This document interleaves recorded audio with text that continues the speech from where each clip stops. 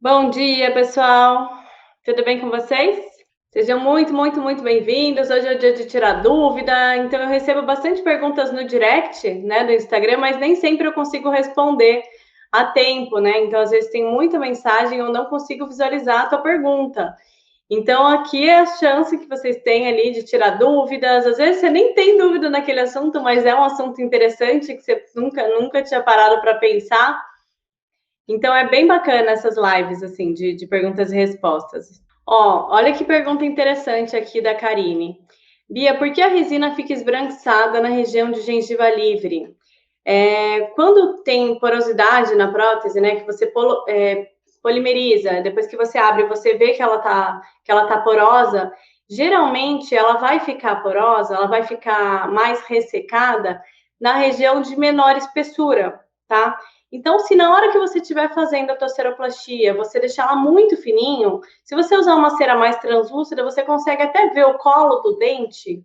É bom você engrossar um pouco mais, porque se ficar muito fino, o líquido não vai conseguir chegar nessa região. Então, se você fazer um teste, quando você prensa e começa a sair aquela resina, você aperta com o dedo a resina antes de polimerizar, né?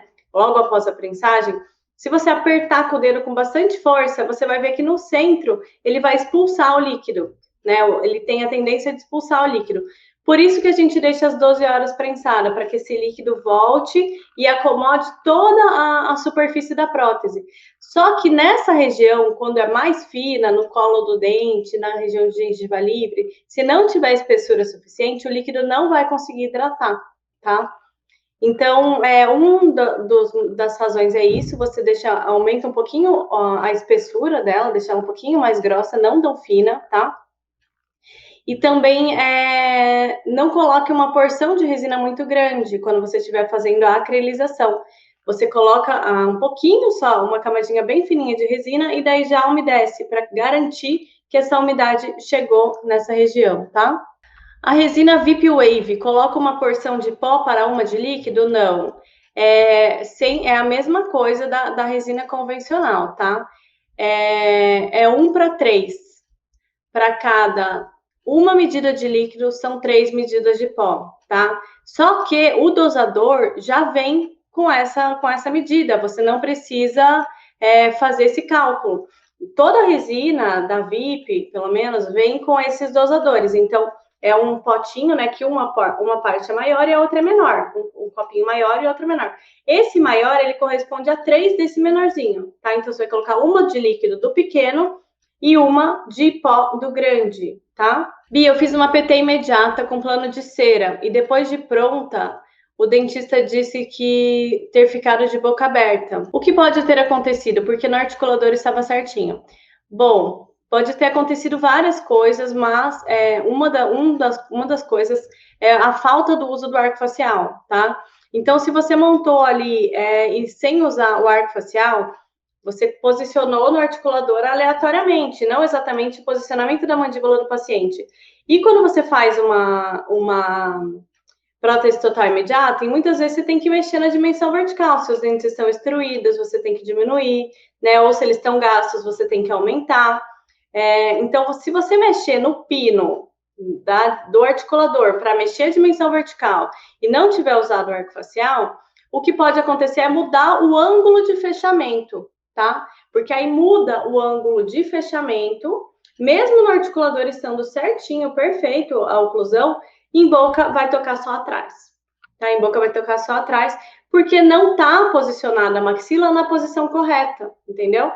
Então, isso é bastante comum, tá? Por falta do uso do arco. Então, isso é uma das coisas que pode ter acontecido. Outro fator que pode ter acontecido de estar tocando só atrás no processo de acrilização e inclusão, tá? Então, tem que ver qual o gesso que você usou na prensa, na mufla, quer dizer, se o gesso que você usou é um gesso zero expansão ou se ele expandiu bastante. Qual resina que você utilizou? Você usou uma resina termo? Você deixou ela prensada 12 horas ali para ela acomodar? Você abriu a resina quente? Porque às vezes a gente abre a mufla quente e também dá uma distorção maior, porque aquela resina, ela tá ali tá nervosa ali, ela tá agitada, as moléculas estão agitadas quando ela está quente. E aí só que ela tá confinada dentro da mufa, ela tá ali confinada, ela não tem para onde ir. Agora, se eu abro ela quente, ela vai querer pular dali, né? Claro que não dessa maneira como eu estou representando aqui. Mas é mais ou menos isso que acontece. Aí abriu ela quente, aí pode ficar tocando só nos posteriores, tá? Então pode ser essas coisinhas ali. Algum desses fatores. Bia, quando você vai mandar os trabalhos para os dentistas, você passa algum produto para manter o brilho? Para manter o brilho? Então, eu dou polimento, né? Eu dou um bom polimento com aquela escova 10 com hipolibril, né? Nas papilas, em toda ela.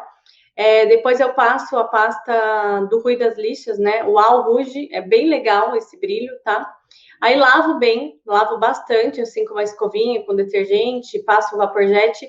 E aí depois eu passo um óleo mineral, mas bem pouquinho. Eu pego um microbush e passo só no colo dos dentes, em algumas regiões, passo ar e passo um papel para tirar o excesso. Só para dar ali um acabamento final, tá? Ou eu passo o Palacil. Dependendo do caso, eu passo o Palacil, que é aquele brilho fotopolimerizável.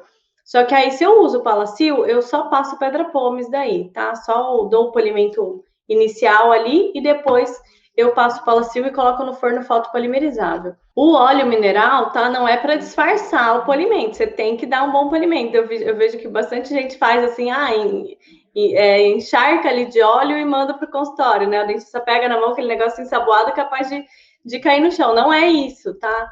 Mas ele é bem legal, ele dá uma hidratada, ele dá um aspecto bonito ali, tá? Mas é claro que você tem que dar por baixo, ele tem que estar bem polido. Como evitar que o incolor do palato invada a área vestibular da prótese? Então, Hélio, duas coisas, tá? Ou você tá fazendo a prensagem da vestibular muito fina, tá? E deixando pouco tempo prensada, ou você está prensando o incolor muito duro, tá? Então, o que você faz? Você faz a caracterização vestibular, prensa com plástico e deixa na prensa pelo menos uns 10 minutos, tá? Só vestibular. Depois de 10 minutos, aí você prepara o incolor. Aí você prepara o incolor e você vai prensar ele na fase fibrilar. Quando você colocar a espátula dentro do pó de paladão, ele vai puxar fibra, como se fosse umas teias de aranha, tá? Esse é o ponto para você prensar e você não ter problema dele expulsar a caracterização da vestibular. Só que é bem importante você deixar uns 10 minutinhos prensados antes para você não ter esse problema, tá? Uma perguntinha aqui no YouTube. Bia, qual o ciclo de acrilização da resina Diamond lenta na polimerização? Kleber, não sei de cabeça. Como eu só uso ela no micro-ondas, mesmo a termo, né? Eu comprei agora o líquido termo da resina Diamond, porque me falaram que era melhor ali, né? O comportamento dela. Mesmo a termo, eu tô colocando em micro-ondas por 8 minutos, tá? Mas eu tenho como te passar essa informação, sim. Depois me manda um direct ali que eu vou te passar bem certinho, tá? Bia, em relação à placa base, quando você manda já com o rodete de cera para o dentista fazer a prova e fica folgada em boca do paciente, quando retorna para você, você faz a acrilização assim mesmo? Então, José, tem que ver o porquê que ficou folgada, né? Se no modelo tá folgado, se ela tá bem aliviada e no modelo tá folgado, eu falo, não faz nada, deixa assim mesmo, tá bem aliviado, que depois, na hora da acrilização, vai ficar certinho. Agora, se no modelo tá bem justinho, se você fez a técnica ali do pó líquido, ela tá bem justinha no modelo e em boca não parar, aí é bom ele já reembasar antes de acrilizar. Aí ele já reembasa com o paciente ocluindo, né, para que você não perca a referência dos dentes ali de posicionamento, e aí você acriliza, tá? Mas é bem importante você avaliar como que ela tá no modelo. Se ela tá bem justa no modelo e na boca tá folgado, aí é melhor moldar. Se ela tá folgada no modelo e na boca tá folgada, normal, tá? Não precisa fazer nada, que na hora de acrilizar ela vai ficar mais justinho. O que acontece quando faz base de prova parafusada e depois que retira do modelo não consegue parafusar de volta? O que acontece, Jussara? Não é para acontecer isso, tá? Não é normal tá acontecendo isso, tá? Então, você tem que ver se você tá fazendo parafusando todas as úclas, né? Parafusa todas as úclas, coloca a resina autopolimerizável, deixa ela tomar presa ali, e depois você tira. Acontece que a resina auto, ela continua contraindo, tá? Isso que acontece. Ela ainda tem um tempo de contração. Então, o máximo de tempo que você puder deixar ela no modelo parafusada, melhor, tá?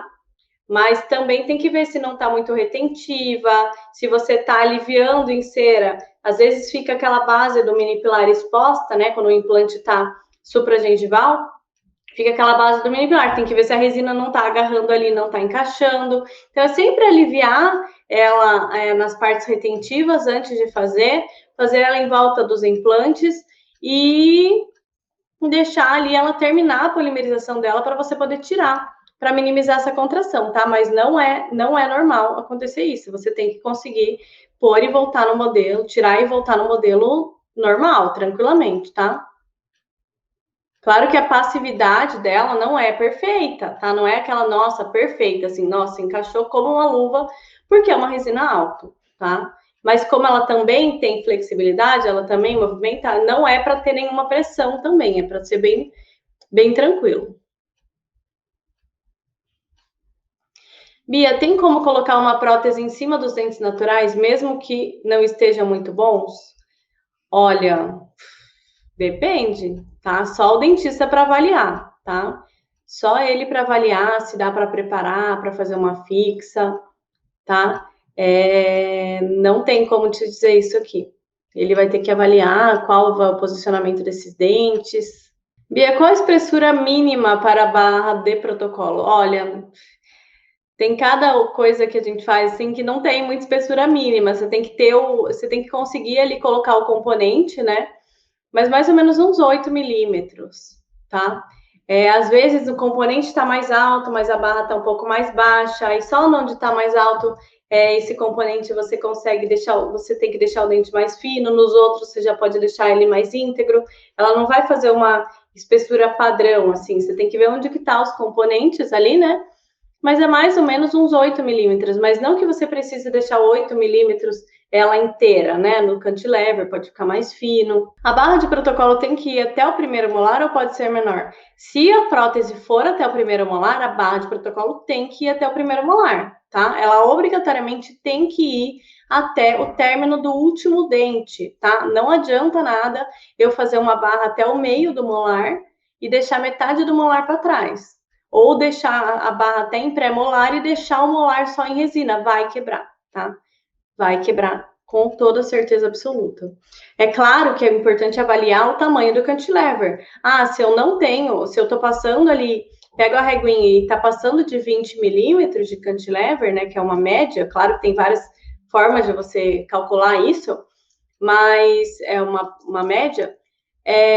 Se está passando de 20, aí você tem que ver o que você vai fazer. Você tem que conversar com o dentista, falar, olha, está passando de 20 milímetros, é arriscado fazer um cantilever maior que isso. O que dá para fazer? Vamos tirar um pré, deixar com um pré só, um pré e um molar? Ou vamos colocar um segundo molar no lugar do primeiro, que é um pouco menor? Então tem que ver alguma alternativa ali, mas que todos os dentes fiquem suportados por barra, tá? Não estou encontrando a panela elétrica nas dentais. Sabe onde tem disponível, Kátia? Veja com a Melissa, da Dental Paulista, tá? Essa panela, às vezes ela demora mais um pouquinho para chegar, porque está em processo de fabricação, mas aí você faz a sua encomenda lá e você recebe em torno de uns 15 dias, tá? Mas veja com a Melissa Della Rosa, da Dental Paulista. Como você faz quando a barra de protocolo fica na altura dos dentes, quase na incisão? Dá para chorar, Cadu? Tem caso que é complicado, viu? Tem caso que quase não cabe dente, né? Quase não cabe dente. Então, tem que avaliar. Isso é tudo tudo coisas que poderiam ser melhoradas no planejamento. Claro que tem casos que são limitados, que não tem muito o que fazer, né? Que é feito planejamento e não tem muita alternativa. Mas sempre dá para melhorar, tá? Sempre dá para melhorar. Então tem que ver, tá saindo na incisal do dente, né? A barra, não tem espaço para o dente, o que vai fazer? Ou vai ter que vestibularizar esses dentes, ou vai ter que aumentar a dimensão vertical, tá? Alguma dessas coisas aí vai ter que fazer, ou mudar a angulação dos pilares, ou baixar a altura do componente, ou até mesmo se for sobre hexágono externo, tiver um mini pilar em cima, em alguns casos, fazer direto sobre hexágono para ganhar esse espaço do mini pilar. Mas cada caso é um caso, tem que avaliar ali, em parceria com o dentista, né? Discutir o caso, ver qual que é a melhor alternativa. Não entendo nada sobre essa parte de implantes. Me explica, por favor. Olha, Mariana, é longo assunto, hein? Implante, ele é fixado no osso, ele vai substituir a raiz do dente. Então, quando o paciente perde os dentes, né, ou um, ou dois, ou três, ou todos, ele pode fazer uma reabilitação com implante. Então, o implante, ele vai fixar no osso, né, como se fosse um parafuso, que vai fixar essa prótese. Então, essa prótese, ela vai ser parafusada, ela vai ser fixa, diferente de uma prótese total, de uma dentadura que o paciente põe e tira, tá? Quando solta um parafuso do protocolo inferior, no caso, quebrou dentro do implante depois de instalado, o que pode ser a causa? Passividade da barra? Muito provavelmente, Juliane. Mas, assim, 99% de chance de ser passividade da barra, tá? Por quê? Por quê?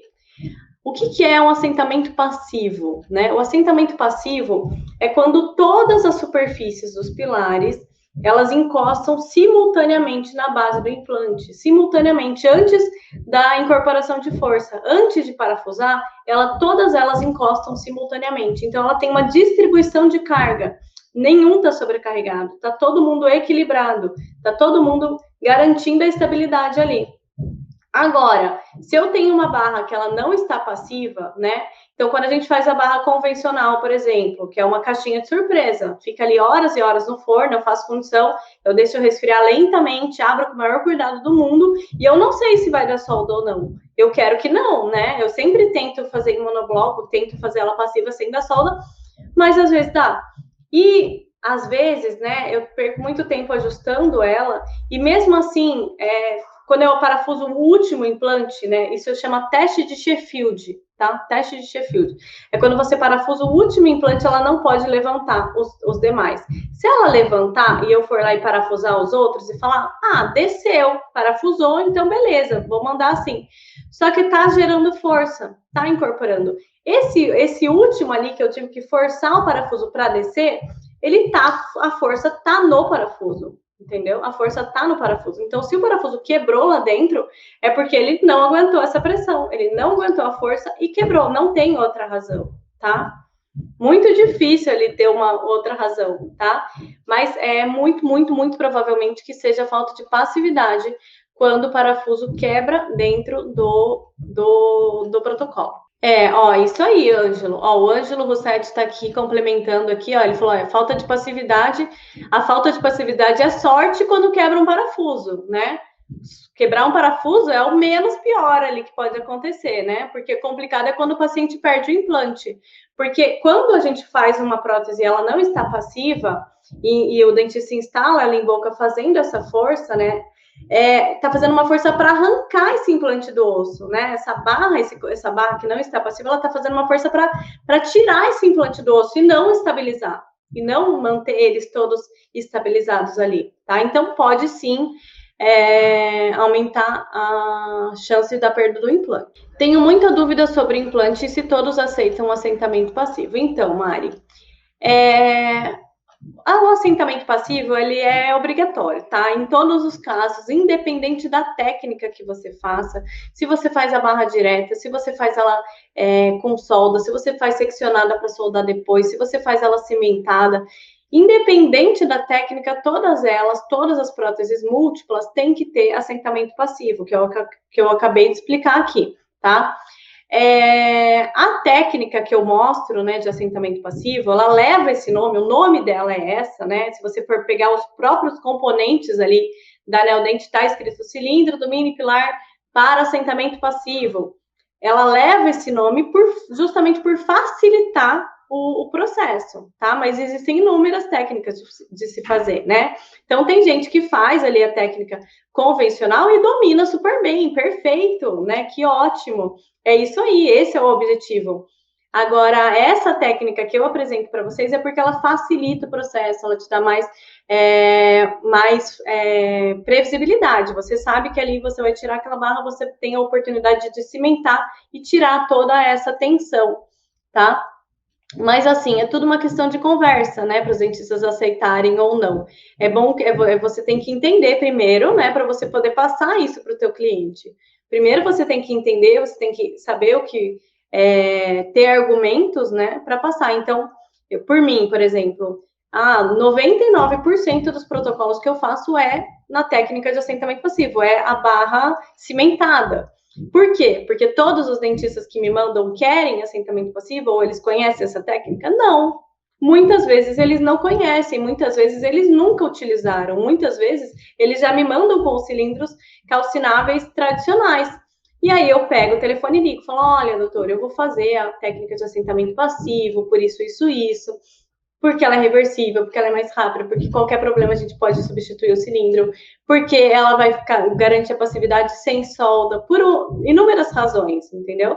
E aí, tendo argumento, conversando, aí eles aceitam bem, tá? Agora, se você não souber passar e o dentista nunca tiver visto essa técnica, daí fica um pouco mais difícil mesmo. Ó, o Ângelo falou, a palavra é planejamento. O segredo é ter passividade. Não é barra grossa, e sim passividade. Exatamente. Não adianta ter barra grossa, tá? Porque, além do que barra grossa, ela vai roubar o espaço da resina. Então, você vai fazer uma barra grossa e vai ficar com uma resina super fininha. Não vai ter resistência. Vai quebrar também. Vai quebrar a resina. Porque a resina, ela precisa ter uma espessura para ter resistência. E a resina que vai absorver o impacto. Né? Então, quando o paciente mastiga, lá tá mordendo algum alimento, fazendo um movimento de mastigação, às vezes ele vai morder alguma coisa mais dura e vai ter um toque forte.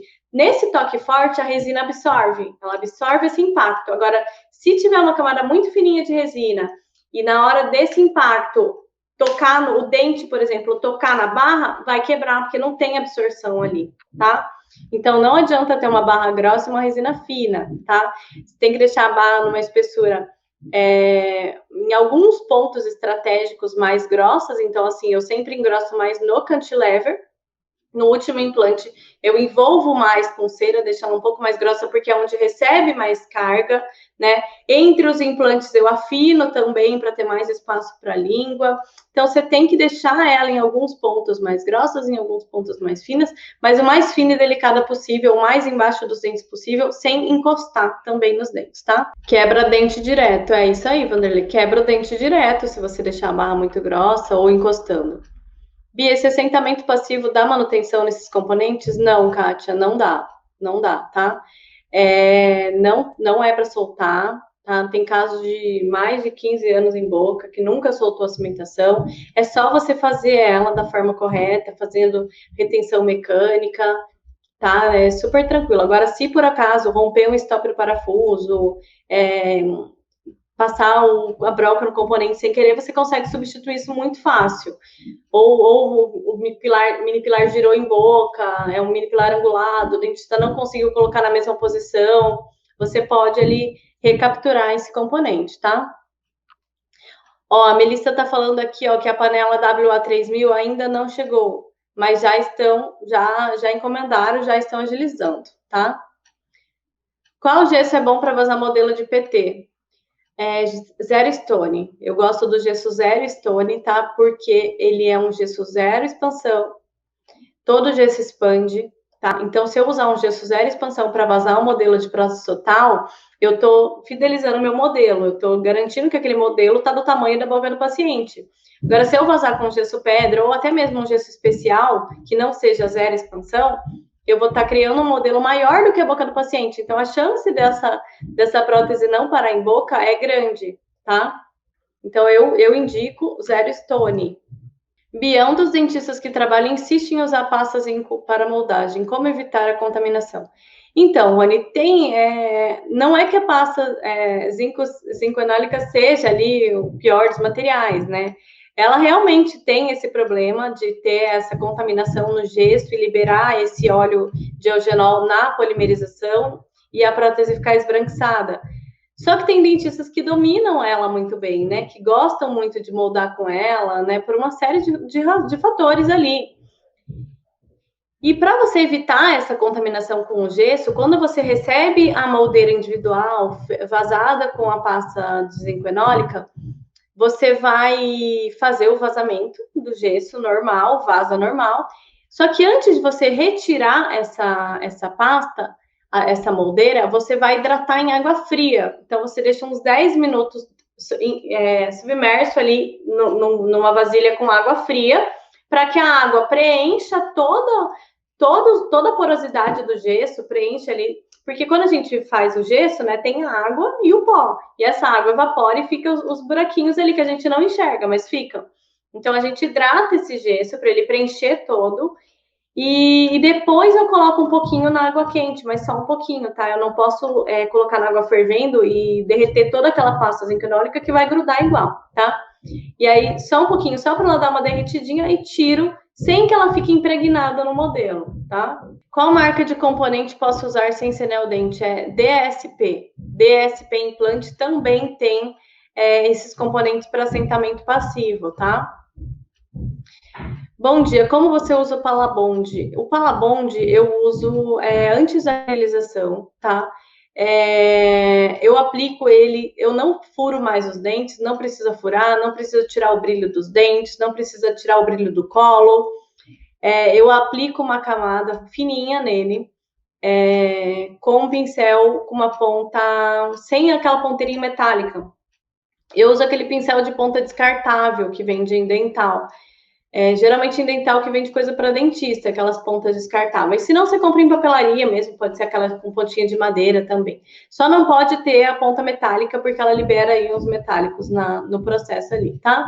Mas é bem simples, você aplica e já faz a acrilização. Ela tem o tempo de ação em 10 minutos. Então, se você demorar mais que 10 minutos para começar a acrilização, é bom você reaplicar, tá? O Ângelo falou, passa zinco-enólica ali, máximo 5 minutos na água quente depois de hidratado, tá? No máximo ali. Mas você vai testando ali, se ela deu uma amolecidinha, você já tira. O Vanderlei deu uma dica legal aqui também, ó. 1 minuto no micro-ondas para soltar a pasta zinco-enólica também é legal, tá? Nunca testei no micro, vou testar aqui. Quando o doutor reembasar, mesmo incluindo, pode dar alteração dimensional? Mesmo ocluindo, deve ser, né, Adri? Deve ser ocluindo. Não é para dar, tá? O reembasamento, sempre o paciente tem que ocluir. Ele tem que colocar a prótese em boca do paciente. Não adianta ele ficar segurando como se fosse uma moldeira individual, que vai dar errado. Vai dar errado, tá? Então, ele tem que colocar a prótese no paciente com o material e o paciente ocluir. Ele confere ali se o paciente fechou a boca no todo, né? Se o paciente fechar só um pouquinho e o dente estiver aqui embaixo, pode dar alteração dimensional, sim. Tá? Mas é ali o dentista que vai ter que controlar isso. Se ele tiver dúvida, ele pode pegar a reguinha antes de colocar o material, medir a dimensão vertical do paciente com a reguinha, colocou o material, coloca a reguinha lá para ver se desceu até o final, tá? Mas isso é só o clínico ali, Adri, para ter certeza, tá? Se ela desceu até o final. Ter feito tudo ocluindo certinho, por que ficou aberto então? Tem a opção dela não ter feito correto? Ixa, não entendi essa pergunta aqui. Acho que essa aqui é o começo, né? Fiz um reembasamento que o dentista reclamou da paciente ter ficado de boca aberta. E ela alegou... Agora é o final da pergunta, né? E ela alegou ter feito tudo ocluindo certinho. Por que ficou aberto, então? Tem a opção dela não ter feito correto? Olha, é muito difícil dar alguma diferença no laboratório em reembasamento. É muito difícil, tá? Porque aí você vai vazar o gesso e você vai incluir já direto, né? E já vai prensar ali exatamente da forma como foi reembasada. Então, se tá tocando só no posterior, se tá mordida aberta, provavelmente na hora da moldagem ali, ela não ocluiu totalmente, tá? Tem que ser de boca fechada, isso aí, Ângelo. Não moldou de boca fechada, tem que ser de boca fechada, tá? Então é muito difícil, gente. Eu nem sei como que pode acontecer um erro no laboratório com reembasamento. Eu não sei qual seria esse erro. Nunca aconteceu comigo, assim. Mas eu acho que é praticamente impossível a diferença ali do reembasamento sem laboratório, questão de oclusão, tá? Bia, para fazer o guia com o paciente dentado, o dentista precisa moldar a PT que estiver em boca do paciente? Com paciente desdentado, desculpa. Para fazer o guia em paciente desdentado, o paciente precisa moldar a PT que estiver em boca do paciente?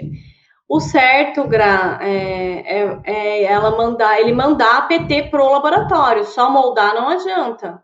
Só moldar a PT e querer que faça o guia não adianta, porque você vai ter só os dentes, mas você não vai ter o rebordo. Você precisa do rebordo para ter o apoio do guia. E tem duas moldagens diferentes também, você não vai conseguir encaixar tudo isso. Então, o certo é ele mandar a prótese total para o laboratório para você duplicar. Ou ele fazer essa duplicação lá, tá? Ou ele faz a duplicação, você ensina ele faz no próprio consultório, tá?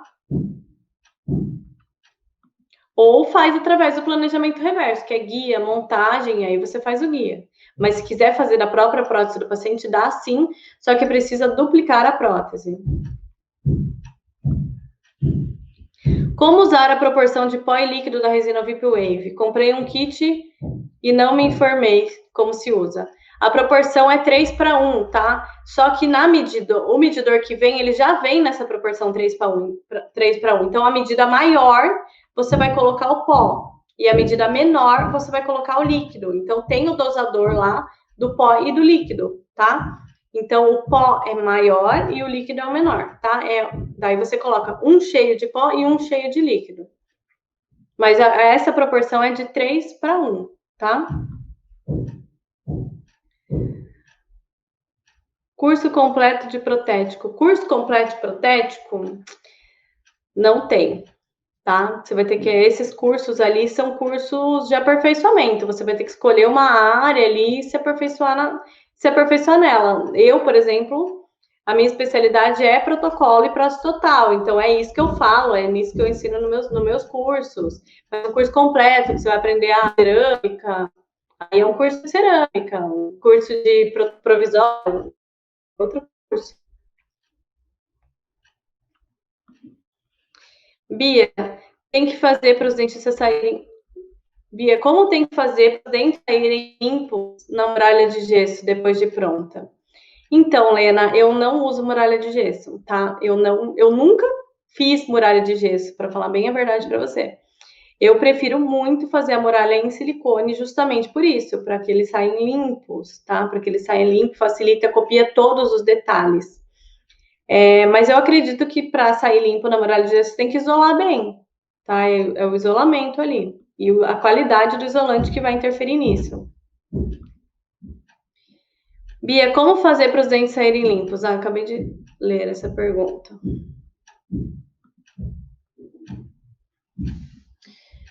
Bia, para fazer o plano de orientação inferior, quando não tem referência da papila retromolar, qual medida seguir? Aí fica mais difícil, Rê. Quando não tem a papila trigonoretromolar, aí fica difícil ali você ter referência, tá? Você vai fazer ela bem em cima da linha do rebordo, deixa uns 20 milímetros na região anterior ali do fundo de vestíbulo até a incisal, uns 20 milímetros, mas no posterior vai ser um chutômetro, você não tem como saber. Porque a referência correta é na marcação da papila, tá? Se não tá moldada a papila, aí é no chute mesmo. Pode ser que dê certo, pode ser que não.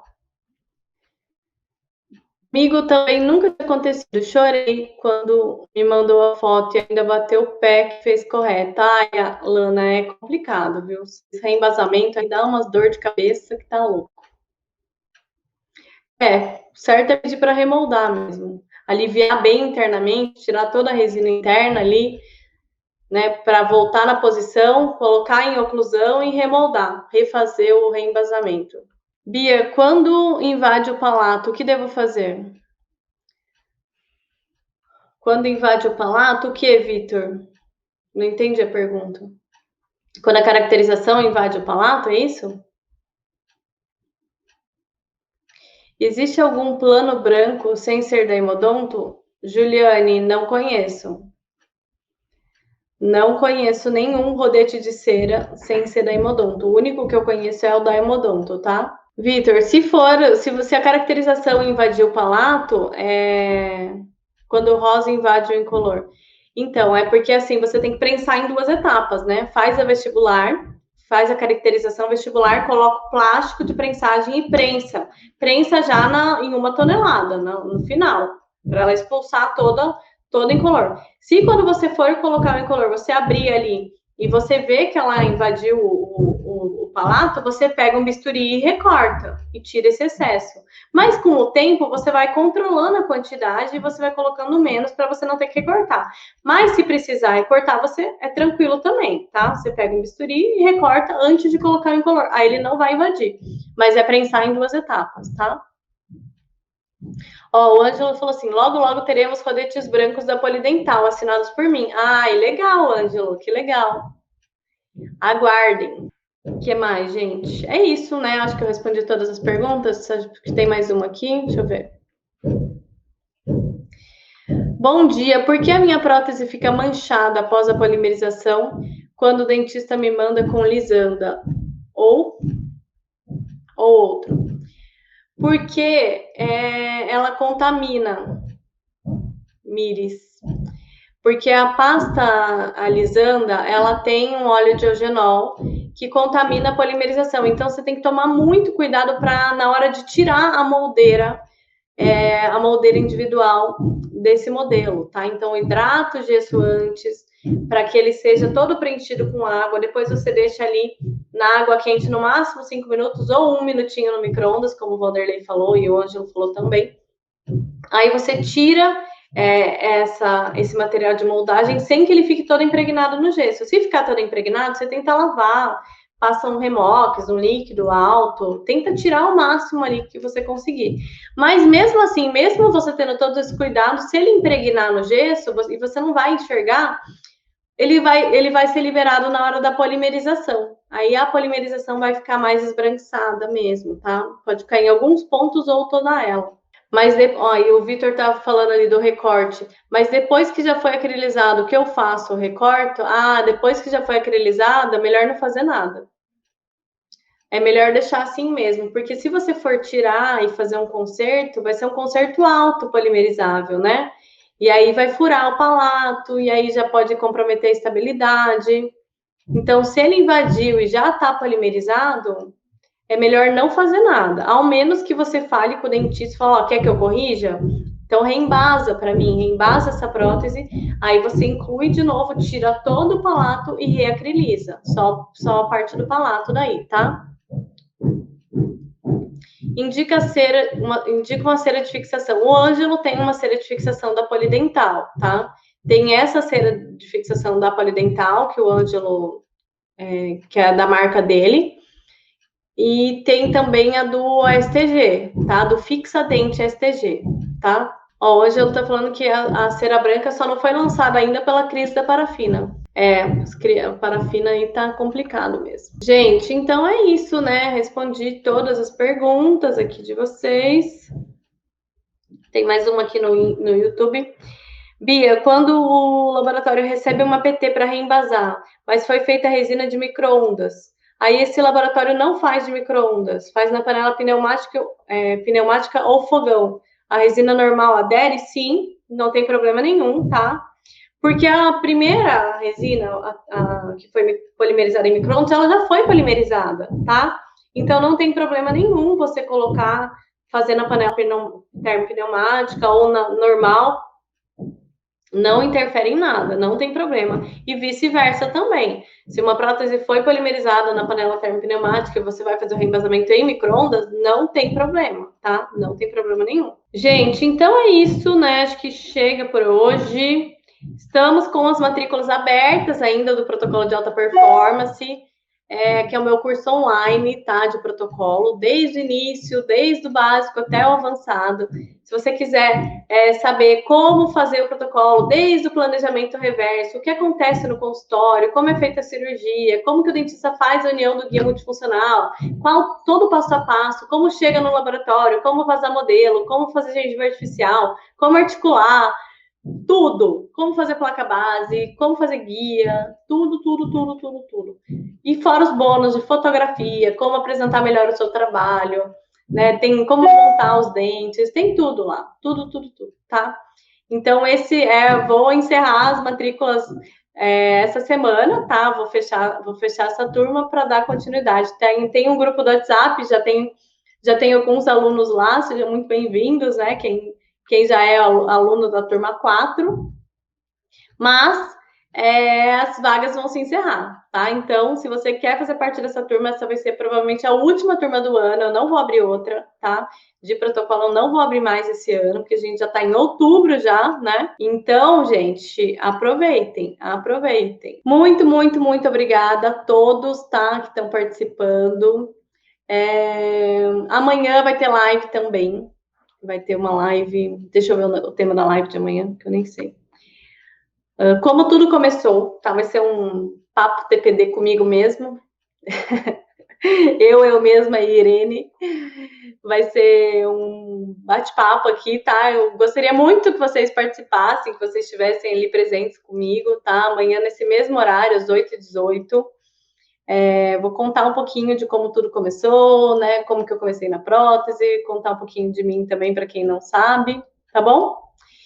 Então, gente, é isso. Muito, muito obrigada. Um ótimo dia para vocês. Fiquem com Deus e até amanhã.